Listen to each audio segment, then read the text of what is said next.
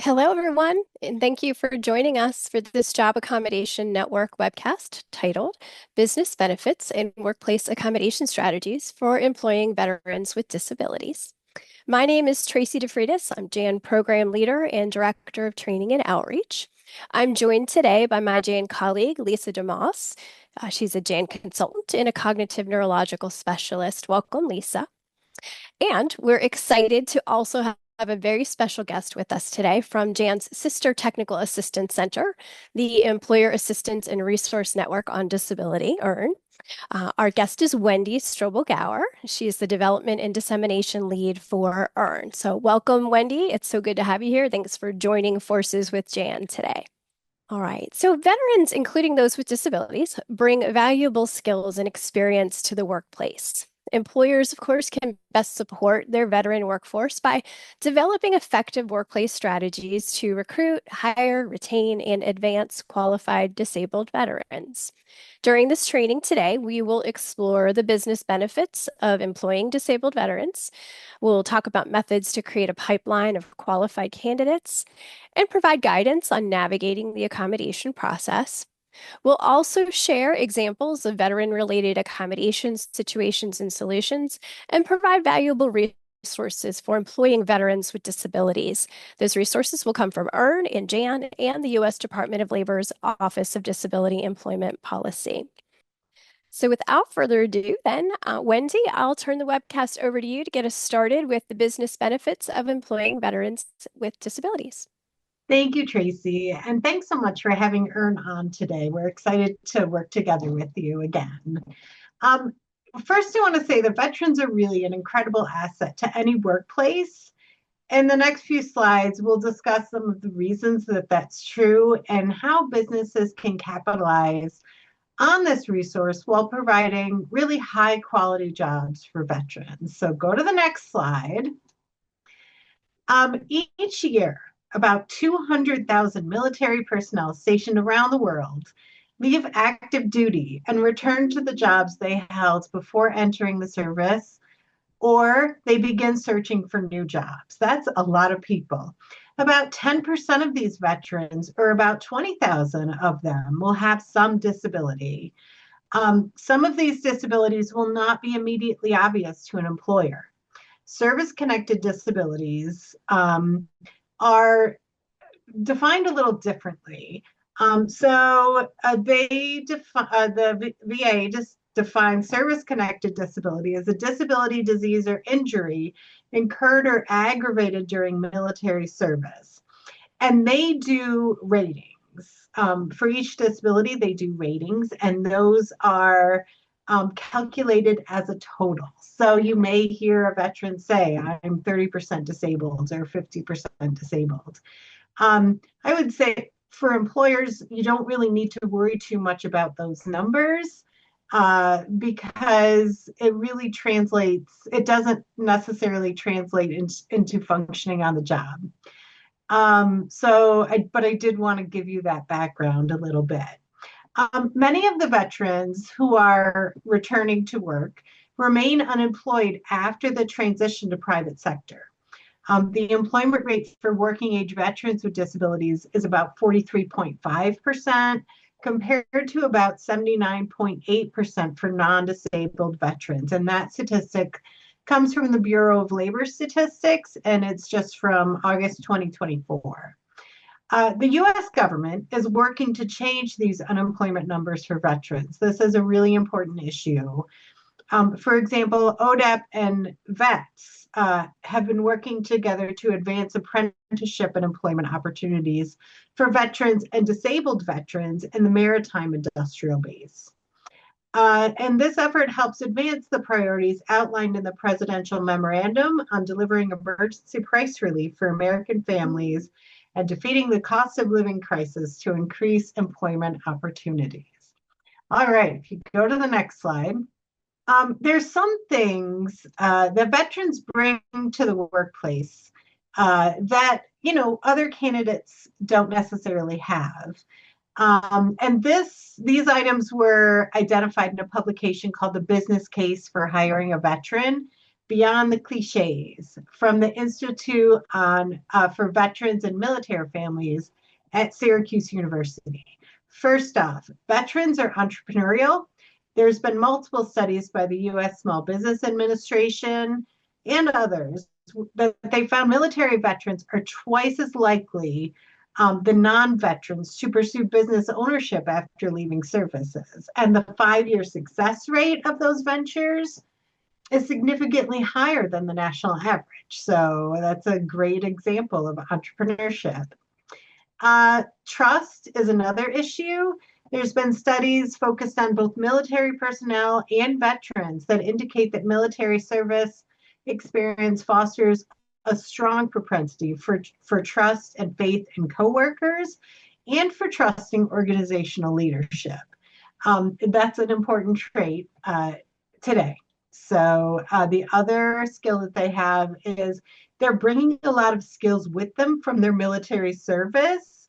Often they can recognize and act on opportunities to transfer what they've learned across contexts. So they bring the skills that they learned in the military into the private sector. Advanced technical training, again, something that veterans have gained in the military, they bring to the workplace. And research validates the suggestion that accelerated exposure to high technology enhances the ability to link technology-based solutions to organizational challenges and to transfer technological skills across very different work tasks. And then they also adapt well to changing circumstances. A skill that you have to have in the military, again, transfers very easily to the civilian workforce. To go to the next slide, a few more things that veterans are great at. First, they're resilient. Multiple studies have found that military veterans exhibit high levels of resilient behavior. So we find that vets bounce back quickly from failure, whether in the workplace or at a personal level. They are excellent at team building. They're good at organizing and defining team goals and mission, at defining team member roles and responsibilities, and developing an action plan. So they're all like good project managers, right? Organizational commitment. Research has demonstrated that military vets bring a strong sense of organizational commitment and loyalty to the civilian workplace. This can contribute to reduced turnover, which is a cost savings for employers.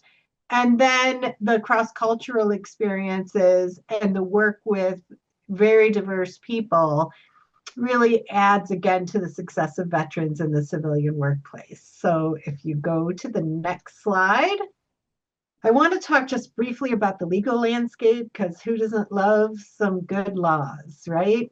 So first, we're going to talk about the Vietnam Era Veterans Readjustment Assistance Act, otherwise known as VEVRA.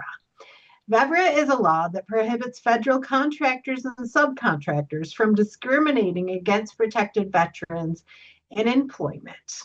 And it requires employers to make an effort to recruit, hire, promote, and retain these individuals. Go to the next law on our list. That is USERRA, the Uniform Services Employment and Reemployment Rights Act. So USERRA applies to members and veterans of the Armed Forces, Reserves, the National Guard, and other uniformed services, including the National Disaster Medical System, the FEMA Urban Search and Rescue Teams, FEMA reservists, and the Commissioned Corps of both the Public Health Service and NOAA. The law ensures that service members are not disadvantaged in their civilian careers because of military service, that they're promptly reemployed in their civilian jobs upon return from duty, and they are not discriminated against by employers because of past, present, or future military service. It's important to know that USERRA applies to both public and private employers. A question that we get asked a lot is, how is USERRA different from the ADA? right? Because they're both based on non-discrimination. So both USERRA and the Americans with Disabilities Act include reasonable accommodation obligations. However, USERRA requires employers to go further than the ADA by making reasonable efforts to assist a veteran who is returning to employment and becoming qualified for a job. So you don't see that requirement in the ADA. The employer must help the veteran become qualified to perform the duties of the position, regardless of whether that veteran has a service-connected disability that requires reasonable accommodation. So this could include things like providing training or retraining for the position. The last law we're going to talk about is Title I of the ADA, which you will hear more about from Lisa and Tracy. But Title I of the ADA prohibits employers from discriminating against qualified individuals with disabilities with respect to hiring, promotion, termination, and all the other terms, conditions, and privileges of employment. The ADA also prohibits disability-based harassment and provides that absent undue hardship, which is a significant difficulty or expense, applicants and employers with disabilities are entitled to reasonable accommodations. Under the ADA, the veteran has to meet the ADA's definition of disability. Again, it's different from the one that I shared earlier. The ADA defines disability as let me say that again. The ADA defines an individual with a disability as a person who has a physical or mental impairment that substantially limits a major life activity, has a record of such an impairment, or is regarded as having such an impairment. All right, that's the end of my legal lecture for today. If you go to the next slide, we'll talk a little bit about strategies for recruiting and hiring vets. First off, I would say that it's really important to ensure buy-in from senior leadership. They can be really helpful in establishing the imperative to hire veterans within the company. When the imperative is clear that we're interested in hiring and retaining vets, it's much easier to do things like making sure that your recruiting team is actively targeting veterans, job fairs, things like that. Talking to your hiring managers about best practices and interviewing veterans, things like that. Setting goals around hiring is always a great idea. What gets measured gets done, right? So make sure you're measuring your success and outreach. What events worked for you? Which events didn't work for you? So you're, maximizing your return on your effort to bring veterans into the workplace. Also make sure that you're educating and training recruiters and hiring managers so they do their best to make a veteran feel at home during the process, that they're talking about the community of veterans that you have in your workplace, kind of opening the door and giving them a warm welcome as they go through the recruitment and hiring process. As much as you can, it's a great idea to bring in veteran employees who are already working to participate in the interview, to give a description of what it's like to work in the company. Because again, that sense of community for veterans who are reentering the civilian workforce is really important. They want to know that other vets are experiencing success in the workplace and that they'll have someone to talk to about challenges on the job. All right, if you go to the next slide. As we talked about earlier, it's a great idea to send hiring managers to veteran job fairs to make sure that you're where the veterans are in terms of gaining success in your efforts. That's going to be a number one important thing to do. You can also post to veteran job boards. Make sure you're reaching out to the job boards where, again, veterans are more likely to look for jobs. There's so many that are available. The National Labor Exchange from direct employers, Rally Point, military.com, and Hire Veterans are just a few examples. So make sure you're reaching out to those veteran specific job boards. Another good idea is to visit military installations to connect with veterans who are leaving service, to make sure that you're engaging people early and letting them know about opportunities to transfer to civilian employment with your company. You can also utilize things like the U.S. Department of Defense employer support for Guard and Reserve. They have some great resources available to employers. They really understand the unique talents and skill set that Guard and Reserve service members can bring to you. They have a statement of support program that you can sign your company up to say, we believe in reemploying veterans. So just some initial ideas for you to get started on recruiting veterans with disabilities. If you go to the next slide, there are a few partners you can work with to maximize your success.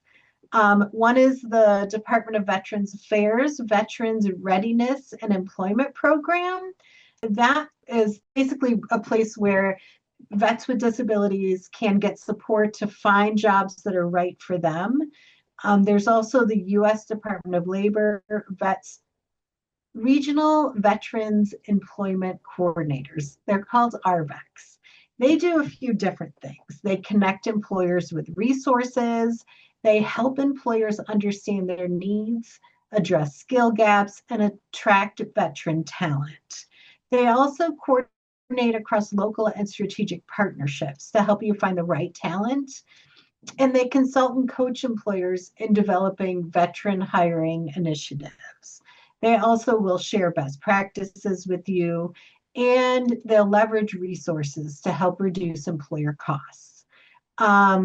There's programs like Hire a Vet for employers that can be really helpful in posting jobs. They have a guide called An Employer's Guide to Hiring Veterans that could be helpful. And then the last resource I'll mention here is the American Job Centers. You have one of these in your community. They're all over the country.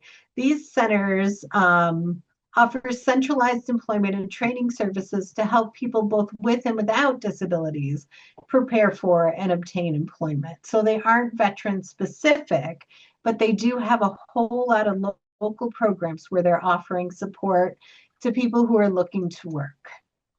The AJC does have the Veteran and Military Transition Center, where there are specifically supporting vets. And the last thing I wanted to mention is apprenticeships can be really helpful in employing vets. So if you aren't already part of an apprenticeship program, that might be something that you want to look into and start to offer. There's lots of opportunities there from the Department of Veterans Affairs. All right, if you go to the next slide, I wanted to talk a little bit about the Special Employer Incentive Program from VRE. So the Veterans Readiness and Employment Program provides training and experience to veterans. Through the Special Employer Incentive Program, employers get a number of benefits, and they include reimbursement of up to 50% of the veteran's salary during the program. They cover costs to include instruction, loss of production due to training, supplies and equipment for training. The program lasts for about 6 months. And the VA can provide things like tools, equipment, uniforms, and other supplies. And they also support reasonable accommodations in the workplace. So they do training and support to the veteran as well. So this is a really great deal for employers who want to explore what it's like to hire veterans. After I finish talking, I'll put the link for that in the chat for everyone, or I'll send it to the tech people and they will send it to you to make sure that we get that out to you. If you go to the next slide, At EARN, we talk about the support for employees with disabilities across the lifespan: recruit, hire, retain, and advance, right? So I wanted to talk a little bit about retention strategies, just to make sure that if you get a veteran in the door, they're working for you. How can you keep them there? How can you keep them engaged? Keep being productive for you. So there's a number of strategies I wanted to talk about. First, right when people come in the door, make sure you're leveraging the onboarding programs that you have to assist with the transition into the civilian workforce.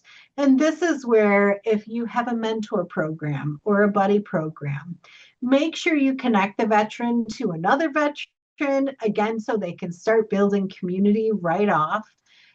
They connect to the people and the places that can be supportive to veterans in the workplace. I think building trust within your organization is also essential. Um, you can do that in a couple of ways. You can have a workforce overall where you talk about the opportunity to get reasonable accommodation. You talk about things like support from EAP programs or employer assistance programs. You talk about things like work-life balance. For veterans, it's also important, I think, to create, again, that community, to talk about workplace accommodation, not as special treatment, which they're not, but as a tool for everyone to work effectively, right? To get what you need to be successful on the job. And then make sure you're also sharing success stories from employees with employees with disabilities, veterans with disabilities, so they can share the story of how they became successful. If that includes things like accommodation or use of an employer assistance program, that's great, because then the new veteran can see that these things are really effective in supporting returning veterans in the workplace. And I think I've mentioned community like a million times, but that community is invaluable to the veterans who are returning to the workplace.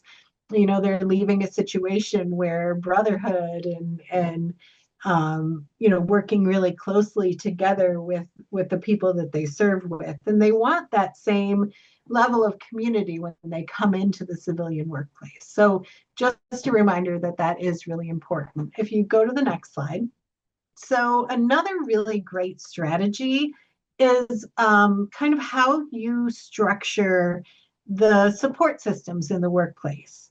If you can designate expertise in veterans' workplace issues and resources, you will have an employee or a team who really has a familiarity with some of those signature disabilities of war: post-traumatic stress disorder, traumatic brain injury, depression, and also the laws impacting veterans.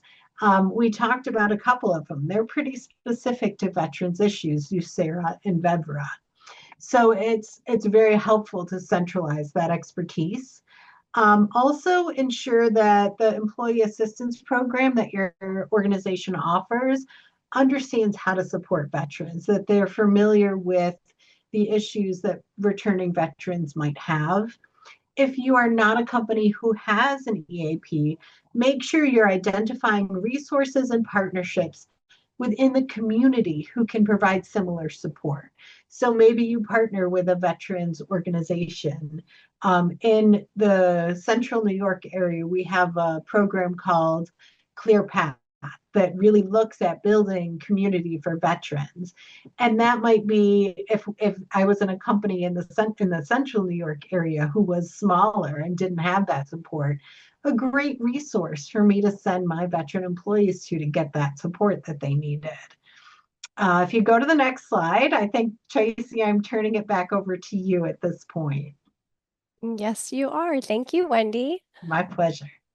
All right. Before we explore some specific workplace accommodation strategies for supporting veterans with disabilities, it's really important to kind of ground ourselves in the ADA. And Wendy gave us a brief introduction to the ADA. It was excellent. But this federal law really kind of guides our workplace accommodation practices. So let's just start with a brief overview of the ADA on the next slide. Now, of course, as Wendy mentioned, it is a federal law, civil rights law, that applies to covered entities. So these are private employers of 15 or more employees and state and local governments. The ADA prohibits discrimination against people with disabilities who are qualified, and it aims to remove barriers to employment for disabled people and ensures that veterans, whether their disabilities are visible, invisible, or service connected or acquired post service, that they have access to employment opportunities and also receive reasonable accommodations. Now, I will note that the ADA was amended in 2008, known as the ADA Amendments Act, or the ADAAA. This amendment did broaden the interpretation of the definition of disability so that more people with disabilities could be covered under the ADA. And then I'll also just mention Section 501 of the Rehabilitation Act, which is a federal law that has the same workplace anti-discrimination and reasonable accommodation requirements as the ADA, but it applies to executive agencies of the US federal government. So for those of you who may be involved in the federal government, this is the law that's going to apply, but we use ADA and Rehab Act 501 interchangeably. The ADA is enforced by the U.S. Equal Employment Opportunity Commission, or the EEOC. Now, understanding some key ADA terms and concepts is important for applying the law. The law requires covered employers to reasonably accommodate qualified employees and applicants with disabilities, unless doing so will cause an undue hardship for the employer.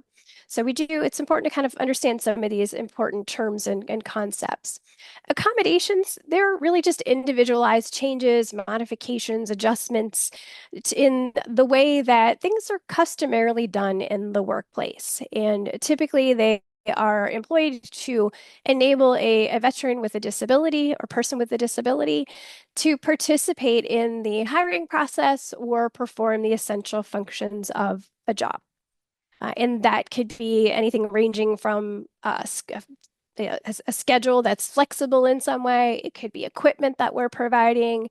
It could be communication supports, or it could also be policy adjustments. They're going to vary quite a bit, and Lisa's going to give you some examples of some situations and solutions. Now, an accommodation is reasonable if it seems reasonable on its face. So basically, it appears to be feasible or plausible. I like to say, is it something that's possible? Is it really something that we think we can provide to enable that person to perform the essential functions of the job, for example? Also, a reasonable accommodation must be effective. So that means that it enables that person to participate in the hiring process and compete for a job, or for that person to be able to actually perform what are the essential functions of the job. So it needs to, at the end of the day, enable the person to be able to do that. Now, individuals with disabilities, they may request accommodations under the ADA. There, of course, is no definitive list of medical conditions or health conditions that constitute disabilities. So that list doesn't exist under the ADA. Instead, the ADA defines a person with a disability as someone who has a physical or mental impairment that substantially limits one or more major life activities. It could also be someone who has a record of such an impairment. And then there's also a third prong to the definition, and that's where a person is regarded or treated as having an impairment. Only individuals who are who have an actual impairment or have a history of an impairment will be entitled to accommodation. Those who are regarded as having a disability are not entitled to receive accommodations. Now, many veterans qualify under the ADA's definition of disability, which can include conditions like PTSD, traumatic brain injury, hearing loss, could be chronic pain, mobility impairments, and other service-connected injuries as well. So, of course, as with any situation under the ADA, we need to look at everyone on a case-by-case basis. Now, reasonable accommodations, I've mentioned that they're about enabling the person to perform the essential duties of the job. What's an essential duty? Well, it is the core function of the job. Marginal functions are less crucial and they may be modified or reassigned as part of an accommodation. But employers never have to reallocate essential job duties as an accommodation under the ADA. They certainly may choose to, and some employers do, but it's just not a requirement under the law. Now, accommodations are generally identified through what we call the accommodation process, which is a flexible, collaborative process where employers and employees with disabilities who request accommodations, they work together to come up with solutions. So we really are going to work with one another to brainstorm and find possible solutions. And veterans, they may face some unique barriers in the accommodation process. So there may be some reluctance to disclose their disability. There may be some unfamiliarity with the accommodation system or that process. And also, we could have a situation where there's maybe multiple co-occurring conditions that could create a situation where there are a need for accommodations for various reasons. Of course, a clear and supported process helps us build trust and retention. And I'm going to talk a bit more about the accommodation process here in just a moment. And then finally, with these key concepts, when an accommodation causes significant difficulty or expense relative to the size of the business, the resources, the structure of the employer, this is when undue hardship may result. And this is where an employer may not need to provide an accommodation if an undue hardship would in fact result. But keep in mind, this is evaluated on a case-by-case basis, and it is a very high threshold. Now, you can refer to reasonable accommodation basics linked here on this slide, which is part of Jan's Workplace Accommodation Toolkit. And then also the EEOC offers a fabulous guidance on reasonable accommodation and undue hardship under the ADA for some more detailed information. Really kind of covers these basics that are so important to having a good foundation. Now, the accommodation process is typically initiated by a request from an employee, but employees do not need to say reasonable accommodation or mention the ADA or use any legal language in order to request an accommodation. So, any statement or behavior that kind of suggests some difficulty with performing job duties due to a health issue, due to a medical condition, can trigger that duty to engage in that accommodation process. And when an employee mentions a medical condition, maybe a service-connected injury or a limitation, and they connect it to work performance or the work environment, that's a cue to start the conversation, which may lead to engaging in that accommodation process. So on this slide, we have some examples that reflect maybe what a veteran with a disability could say when they're these are just sort of examples of what they might say when they are requesting an accommodation. So maybe someone has a medical condition related to their military service that makes it hard for them to sit for long periods. And they may be asking if there's a way to modify their workstation. Or someone indicates a back injury from time in the service and that it's flaring up and they're having a hard time standing all day long. Or maybe some medication that's being taken for PTSD makes mornings difficult and they're asking to adjust their start time. Or it could be a veteran with a disability and they maybe want to talk about possible accommodations to help them do their job. They might just say that outright to you. So anytime an employee indicates that they need a work-related adjustment due to a health condition for a medical or disability-related reason, the employer should really consider whether the employee is making that request for accommodation. And I will say I'm kind of focused here on people who are in the job, in a retention type scenario, referencing an employee. Now, sometimes it's not clear that an individual is requesting accommodation, and that can make it a little bit difficult to know what to do next. Just some practical guidance to consider here is if the employer isn't sure whether the employee has requested an accommodation, they may ask the employee to clarify what's being requested and why it's okay to do this. We want to have a conversation. You can engage in a collaborative dialogue with the employee, maybe asking them simply to clarify what's being requested and why. And it kind of just puts the onus on the individual to explain why they've mentioned a disability, their connection to the service, and the impact on performing job duties. So looking at that connection between their health condition and something that might be going on at work. So you could consider asking something simply as, how can I help? What do you need to be successful, or maybe just saying something like, I want to clarify what you're asking for and why it's needed so I can find out what we can do to help. This can really be a way of creating a safe space for disability disclosure and discussion about accommodations. And it can be an effective practice for seeking that clarification and conveying support, showing good faith. Wendy talked a lot about, establishing trust and also having a sense of community, kind of just really showing that you're creating an environment where that person can openly talk about their disability and ask for what they need to do their best work. We do have some resources at Jan related to sort of this process and trying to figure out maybe what's a good approach for clarifying. One resource is How Can I Help? And another is Mother, May I, Must I, Should I? So you can check those out. All right, now once an accommodation request is recognized, the employer may begin that accommodation process. Now, the ADA doesn't mandate a specific process, but the EEOC and JAN suggest using a structured approach that's centered on communication and flexibility.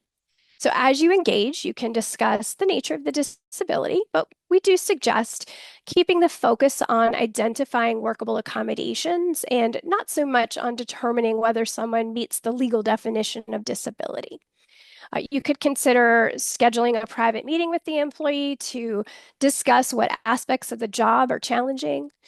Uh, and, just again, keep in mind the process doesn't have to be formal or complex. It can be flexible, but it does often involve understanding the employee's functional limitations, clarifying the essential duties of the job, and then collaboratively exploring accommodations together. Now, of course, you can assess what reasonable adjustments or supports might help the employees succeed and keep productivity headed in a positive direction, because that's what we're trying to do.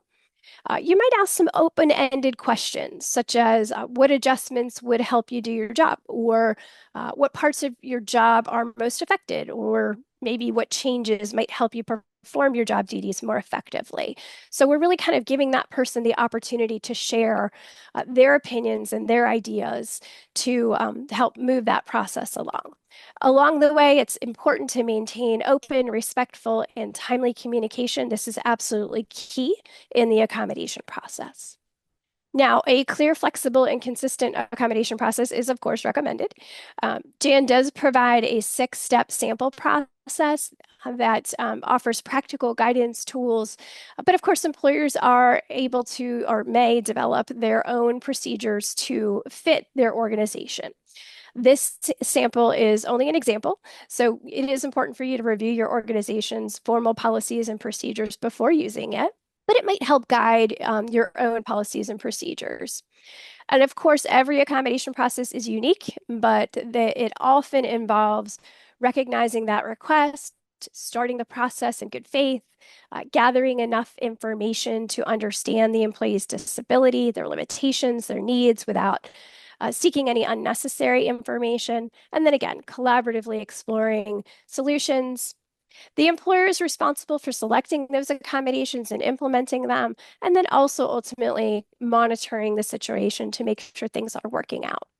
Again, there's no process that is a one size fits all scenario, but we always want to start with that collaborative dialogue, and that's a good place to start.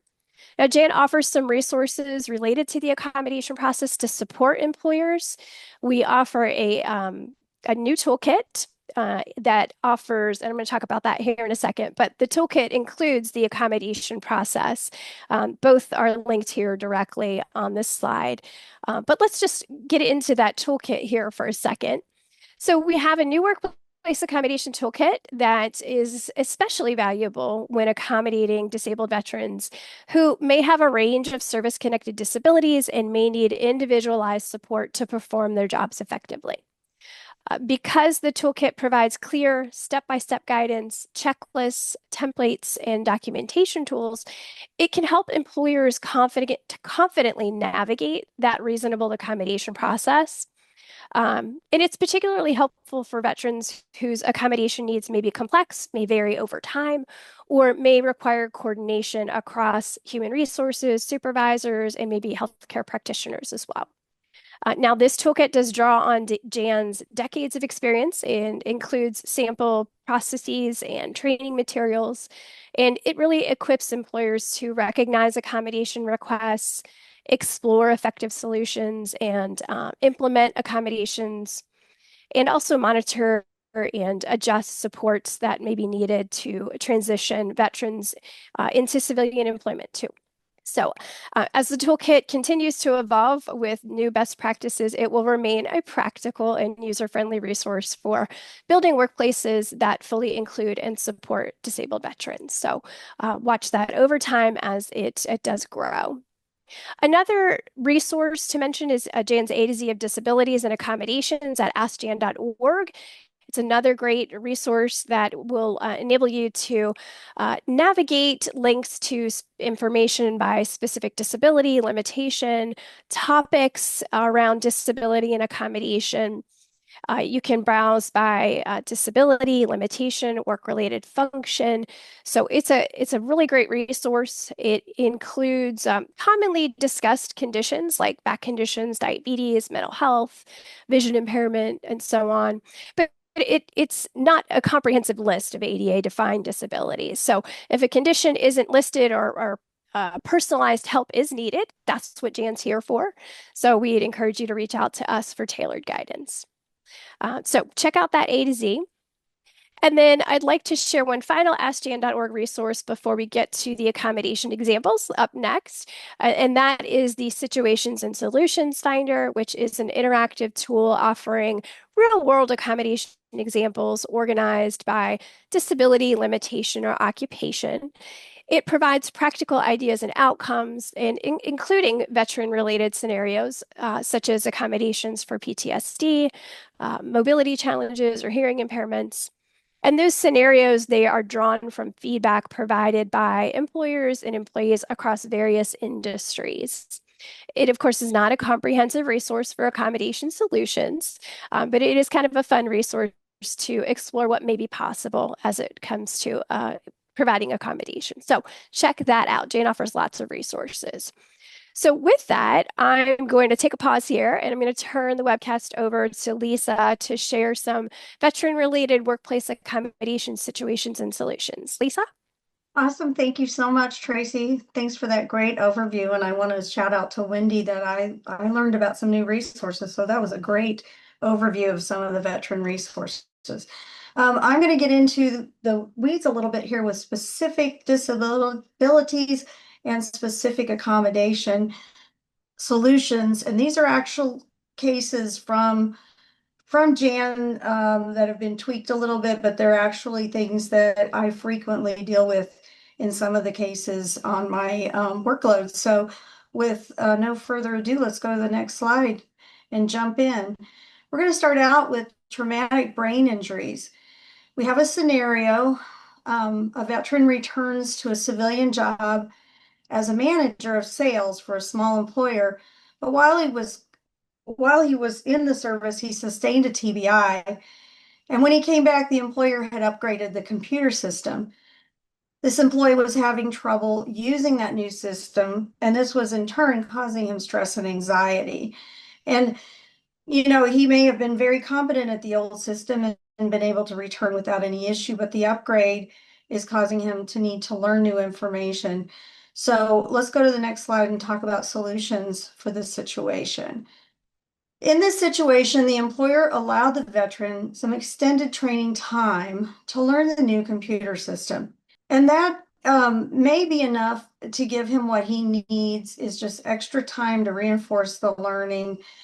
Extended time is a little tricky because for training, it's pretty reasonable in some cases to give extra time, but giving extra time for every job duty may be burdensome. So what's important about extended time is you never have to lower a production or performance standard permanently, but if it's just a little extra time to learn a new task, that may be a reasonable idea. And Jan has a resource, extended time, that goes into that a bit more. And of course, you can always consult with us. Next slide, please. The next one is PTSD. It's been mentioned a couple times in other slides. Our scenario here is a veteran who recently returned to the workforce after spending several years overseas. He has PTSD and a TBI, which is causing difficulty with memory and mood. So next slide, please. In this situation, there's a little bit more complexity to this. So let's talk about the solutions. First of all, for the PTSD, being positioned where they feel comfortable is important. So near an exit with the back against the wall versus having people move around behind him. And that can be a simple solution for the anxiety that comes sometimes from combat. This will help alleviate some of the stress. But then what about the memory problems and the emotional outbursts? In this case, the Department of Veterans Affairs may be able to be a resource. And they may be able to provide a job coach. There's coaches available in community services oftentimes as well. And sometimes we can help you determine some places to go to look for a job coach. And we do have a resource also on job coaching in our A to Z that Tracy just showed you under topics. Next slide, please. Hearing loss. A veteran's working in a mailroom as a clerk and has a hearing loss from an explosion. The issue is that she periodically must answer the phone, but doesn't hear the callers. So her solution was to ask to be excused from answering the phones, but that created a problem because sometimes she was the only person available to do that duty. Even though her job was to sort mail, the marginal duty just couldn't be completely removed. Next slide. In this case, we get into a little bit of assistive technology. And we do have a solutions database that we're able to access to assist you in locating options for devices such as a telephone amplifier. So this has a toggle switch that allows the receiver to have the volume adjusted higher than average so that she could hear the calls when she was on it, but it could be adjusted for other workers to lower the volume as needed. Next situation, please. The next one is dealing with vision. A veteran working as a customer service representative for a financial institution lost her vision and could no longer read a computer screen. Next slide, please. We are very blessed currently that there's so much assistive technology out there in terms of using the computer. A lot of it comes built into the computer, and if not, there's a lot of solutions that can be purchased and added to a computer. In this case, the employer provided a screen reading software for her computer so that all information on the screen and all information inputted into it could be read to her. And the link provided there is available again in the A to Z screen reading software and training. There's so many options out there that please call if you're struggling with this topic, because we can certainly be of help in providing you some options in this area. Next slide, please. Mobility scenario, an applicant who uses a wheelchair and also has bilateral leg amputations is planning on going to work for a company where they are on the third floor, but there's no elevator. So if he gets the position, he has no way to navigate getting to that third floor office. Next slide, please. Okay, so as an accommodation, they agree that he can work in the office on the first floor. They would just need logistically to rent him the space. Of course, telework might come into play in this scenario as well, but there is options, and you know it is doable to have him in a different location in this case. So that was a solution to that one. Physical accessibility is the key word in our A to Z for that solution. Next slide. A burn injury. A heating and cooling technician had a burn injury on the waist and chest. It was from a service-connected injury, and he had difficulty wearing the particular polyester uniform required by his employer. So his employer had a uniform custom made out of cotton. Dress codes can be a little bit tricky sometimes. There is some really clear guidance from EEOC on dress codes that we can talk over with you as an employer. And the main thing is trying to meet your business needs and be reasonable with the employees' needs as well. This was a pretty easy one. They probably got the uniform to match, just changed the material and the fabric. Next slide, please. One of my favorite types of accommodations to consult on is the service animal. In this situation, a counselor with PTSD who was a veteran needed to use a service dog at work for his own anxiety. But the employer was concerned about having the dog present with certain clients. Some people are fearful or uncomfortable around animals. In this case, they agreed that the animal could be used, but as needed, it would be separated and in a separate area near the employee during certain counseling sessions. This is a tricky topic because there's no direct guidance in Title I employment under the ADA about service animals. So we've written a very good, thorough question and answer format document called the service animal document that we can go over with you. And then we have a few other publications around emotional support animals, allergies, things of that nature. But one general rule for service animals often, and go ahead to the next slide, is training. And the only real way to know is to do a trial with those animals. So we do recommend giving it a try if you're not sure. And with that, I will throw it back to Tracy. Thank you guys very much. All right, thanks, Lisa. Lots of good ideas there. All right, so we're going to conclude the training with some additional practical tools and resources available from Jan and Earn and ODAP. Some of these resources were already mentioned, so I won't cover them again, but at askjan.org, you'll find an A to Z by topic on veterans and service members, and this includes links to accommodation information related to some of the more common disabilities that veterans and returning service members experience. And then also resources are included for employers and individuals. So we have specific sections within that resource. You'll also find an article about accommodating service members and veterans with post-traumatic stress disorder. So those are just a couple that we pulled out that are very specific to this population. Now, Wendy, would you like to share EARN's resources and then maybe talk about ODEP's Veterans Accommodations Toolkit? Sure thing. There's a few resources that I put into the chat for you that I thought might be helpful. So make sure you go back through the chat and take a look at those.